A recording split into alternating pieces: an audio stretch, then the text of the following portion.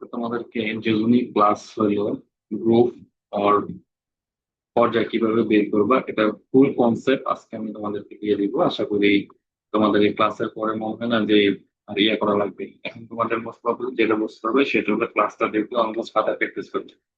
তুমি আমার ক্লাসই দেখলা, দেখি গেলা, কিন্তু যখন প্র্যাকটিস না করবা তখন এগুলো কিছুই অ্যাপ্লাই করতে পারবে না।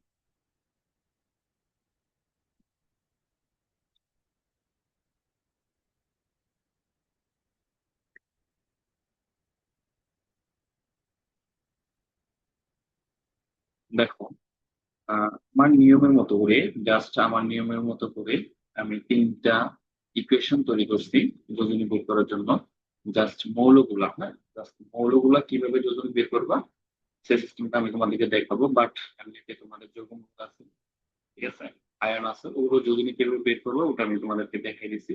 বাট এই জিনিসটা তুমি তো দেখো যে আমি আমার মতো করে তিনটা সূত্র তৈরি করছি। একটা হলো বহিঃস্তর। বহিঃস্তর মিনস বোঝাচ্ছে যেটা হলো সর্বশেষ কক্ষপথে যদি কোনো মৌলের ইলেকট্রন 1 2 3 4 থাকে তাহলে আমি দুজনে একই পদে বোঝাচ্ছে। ধরো সোডিয়াম, সোডিয়ামের দেখো সর্বশেষ পদে একটা ইলেকট্রন আছে, তার মানে তার যোজনী 1। ম্যাগনেসিয়ামের সর্বশেষ কক্ষপথে দুইটা ইলেকট্রন আছে, তার মানে যোজনী কত 2।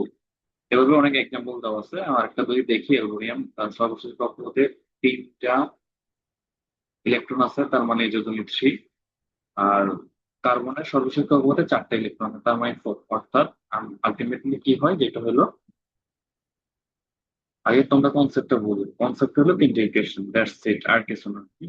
এখন সর্বশেষ কক্ষপথে যদি একটা ইলেকট্রন থাকে যোজনী 1, 2 2 থাকলে 2, 3 থাকলে 3, 4 থাকলে 4। এটা হলো আমার প্রথম ইকুয়েশন। দেন সেকেন্ড ইকুয়েশন যেটা হলো সর্বশেষ শক্তি স্তরে। এখন সর্বশেষ শক্তি স্তর কোনটা আলটিমেটলি আমরা জানি, আমরা আমাদের বক্তব্যে যেটা হবে ইলেকট্রন বিন্যাসে আমাদের এক্সপার্ট হতে হবে।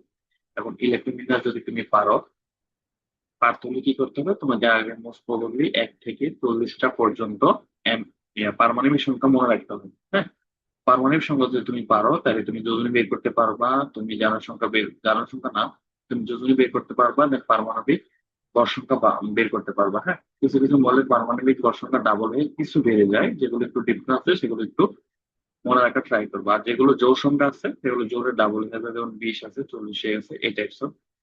তো এটা দেখো সর্বশেষ কক্ষপথে যদি 5 6 7 ইলেকট্রন থাকে, তার থেকে তোমরা 8 মাইনাস করে দিবা। মাইনাস করে যেটা পাবা সেটাই তোমাদের ওই মৌলের যোজনী। এখন আমরা আছি নাইট্রোজেন। দেখো নাইট্রোজেনের সর্বশেষ কক্ষপথে আমার 5টা ইলেকট্রন আছে। আমি তোমাদের কি বলছিলাম, 5 6 7 ইলেকট্রন যদি থাকে তার থেকে 8 মাইনাস করে দিবা। তাহলে 8 থেকে 5 মাইনাস করে দিলে 3, আর আলটিমেটলি এই নাইট্রোজেনের যোজনী হলো 3। তারপর দেখো অক্সিজেন। অক্সিজেনের সর্বশেষ কক্ষপথে 6টা ইলেকট্রন আছে, তার থেকে 8 মাইনাস করে দিবা। যেটা পাবা সেটা ওই অক্সিজেনের যোজনী। তারপর দেখো ক্লোরিন। ক্লোরিনের সর্বশেষ কক্ষপথে 7টা ইলেকট্রন আছে, তো 7টা থেকে 8টা মাইনাস করে থাকো একটা। হ্যাঁ, এটা হলো আমার 2 নম্বর ইকুয়েশনের সিস্টেমটা। আশা করি তোমার আর মনে হয় কোনো প্রবলেম হবে না। লাস্ট ইকুয়েশন যেটা সর্বশেষ কক্ষপথ, তো আমরা জানি সর্বশেষ কক্ষপথ যদি 8টা ইলেকট্রন 9টা ইলেকট্রন 10টা মানে 8 এর অধিক যদি কোনো ইলেকট্রন থাকে ডিরেক্টলি বসাই দিবা আল্লাহর নাম নিয়ে, তার যদি 0। ঠিক আছে বাচ্চারা, যেটা মনে করবা যদি 8-এর অধিক কোনো মৌলের যোজনী থাকে তা ডিরেক্টলি এটা 0 বসাই দিবে। এখন আসি, ধরো আমাদের কিভাবে আমরা গ্রুপ সংখ্যা বের করবো, দেন পর্যায় বের করবো। পর্যায় বের করা একদম সহজ। পর্যায় বের করা মোস্ট প্রবাবলি একদম ইজি। আমরা যখন কোনো মৌলের ইলেকট্রন বিন্যাস বের করব তখন বিভিন্ন ধরনের সেল নাম্বার থাকে। সেল নাম্বার মিন বলতে বোঝাচ্ছে 1s 2s 2p 3s 3p 3d 4s। এই যে স্টেপ বাই স্টেপ যাচ্ছে, এইটা কি বলা হয়, সেল নাম্বার।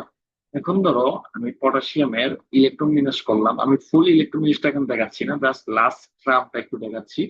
এখন দেখো আমি তোমাদের এখানে যে পটাশিয়ামের ইলেকট্রন বিন্যাসটা আমি করবো, করার পর আলটিমেটলি দাঁড়ায় কি সর্বশেষ কক্ষপথে কয়টা ইলেকট্রন আছে সেটা ম্যাটার করে না, দেখতে হবে আমার সর্বশেষ কক্ষপথের সেল নাম্বার সর্বোচ্চ কত। এখানে আমার সর্বোচ্চ সেল নাম্বার 4, তার মানে হলো পর্যায় 4। ওকে, আর আবার একটু বলে নিই, রিপিট করে নিই। 3 নাম্বার বলতে বোঝাচ্ছে 1s 2s 3s 3p 3d 4s। এই যে স্টেপ বাই স্টেপ যাচ্ছে এটা কি বলে, তার সেল নাম্বার। আর গ্রুপ বের করা একটু ডিফিকাল্ট, দেন ডিফিকাল্টটা হলো জাস্ট তিনটে ইকুয়েশন আছে, তোমাদের জাস্ট তিনটে ইকুয়েশন মনে রাখতে পারলে তোমাদের জন্য গ্রুপটা বের করা আরো আরো ইজি হয়ে যাবে। দেখুন প্রথম নিয়মটা হলো এস, মানে সর্বশেষ কক্ষপথে যদি তোমার এস ইলেকট্রন থাকে, যতগুলা ইলেকট্রন থাকবে শক্তি স্তরে অতগুলাই তোমাদের গ্রুপ সংখ্যা। এখন আমি আসি, এস এ ইলেকট্রন থাকে সর্বোচ্চ 2টা, পি এ থাকে সর্বোচ্চ 6টা, ডি এ থাকে সর্বোচ্চ 10টা, এফ এ থাকে সর্বোচ্চ 14টা। এই ট্রামটা তোমাদেরকে মনে রাখতে হবে। এটা হলো 1 নাম্বার। 2 নাম্বার দেখো, যদি সর্বশেষ কক্ষপথে এস প্লাস পি, যদি তুমি দেখতেছো ইলেকট্রোমিনাস করে এস প্লাস পি ইলেকট্রোমিনাস থাকে, তাহলে তার সাথে 10 যোগ করতে হবে। আলটিমেটলি দাঁড়ায় কি এস প্লাস পি প্লাস 10। এইটা দিয়ে যখন তুমি ক্যালকুলেশন করবা ওইটাই তার গ্রুপ সংখ্যা। এখন আমি আছি বেরিলিয়াম, তার সর্বশেষ কক্ষপথে তোমার এস এবং পি আছে, এস এ আছে 2টা ইলেকট্রন, পি আছে 1টা ইলেকট্রন, তার সাথে যদি 10 যোগ করে দেই আলটিমেটলি দাঁড়ায় 13, তার মানে গ্রুপ সংখ্যা 13। তারপর আছি ধরো নিয়ম 2-3 নাম্বার স্টেপ। স্টেপ হলো 3 নাম্বার, আমরা কিভাবে বের করবো। আমরা বের করে এটা আরো প্রসেস। যদি সর্বশেষ কক্ষপথে এস প্লাস ডি, যদি সর্বশেষ কক্ষপথে এস প্লাস ডি শক্তি স্তর থাকে, তখন এস প্লাস ডি এর যে ইলেকট্রন গুলো আছে, যেমন আমার এস এর সর্বোচ্চ ইলেকট্রন থাকবে 2টা, ডি এর থাকবে সর্বোচ্চ 2টা। আমি একটা এক্সাম্পল দিছি, ক্লোরিন। দেখো ক্লোরিনের সর্বোচ্চ এস এবং ডি আছে, এস ইলেকট্রন আছে 2টা, দেন ডি আছে 6টা। 6 + 2 = 8 হয়, অর্থাৎ ক্লোরিনের গ্রুপ সংখ্যা 8। আশা করি তোমাদের এই ক্লাসে আমার মনে হয় না যে তোমাদের আহ যোজনী প্লাস গ্রুপ সংখ্যা প্লাস পর্যায় এই 3টা সিস্টেম মনে হয় না তোমাদের প্রবলেম হবে। এখন তোমাদের মোস্ট প্রবাবলি যেটা করতে হবে সেটা হলো এগুলো তোমাদের অ্যাপ্লাই করতে হবে, প্র্যাকটিস করতে হবে। হ্যাঁ, ক্লাসটা সামনে ওপেন রেখে খাতাটা নিয়ে প্রত্যেকটা 1 থেকে 40টা মৌল তোমরা প্র্যাকটিসের উপরে রাখবা। যদি তোমাদের 40টা টানা করতে কোনো প্রবলেম হয়, এনার্জি লস হয়, তাহলে সেক্ষেত্রে তোমরা 10টা 10টা করে করতে পারো। হুম, মোট কথা হলো তোমাদের প্র্যাকটিস করা লাগবে। এটা হলো আলটিমেটলি আজকের ক্লাস, এতটুকুই।